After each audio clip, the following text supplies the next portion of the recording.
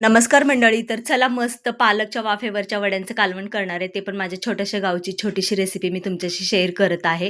ती कशी केली आहे ती मी सांगते आता. एक बारीक चिरलेला कांदा घेतला, टोमॅटो, खोबरं, आलं, लसूण आणि थोडी धना पांढरे तीळ आहेत ना, हे छान असे आबडधोबड भाजून घेतले आणि थंड झाल्यानंतर एका मिक्सरच्या भांड्यामध्ये त्याचं वाटण करून घेतले. तुम्ही बघू शकता.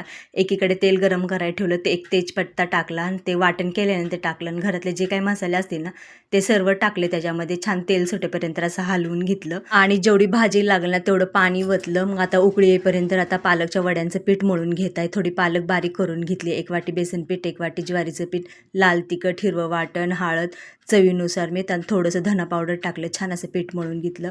जरा घट्ट करायचं होतं म्हणून थोडं परत पीठ ज्वारीचं टाकलं आणि तेल लावून छान असं पीठ मळून घेतलं.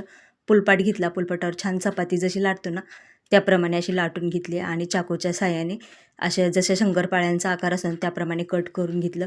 आता इकडे उकळी आली आहे ना तर एक एक वड्या अशा सोडत गेलेल्या आहे. तुम्हाला थोडी तरी ही रेसिपी माझी आवडली असेल ना, माझ्या छोट्याशा गावची ही छोटीशी रेसिपी, तर नक्की एक लाईक, शेअर, सबस्क्राईब करायला विसरू नका. आणि माझ्या जी नेहमी म्हणते, तुमच्या जीवनात कसलेही चढ उतार आले तरी तुमचे विचार हेच तुमचे प्रमुख भांडवल असायला हवे. व्हिडिओ आवडला असेल तर एक लाईक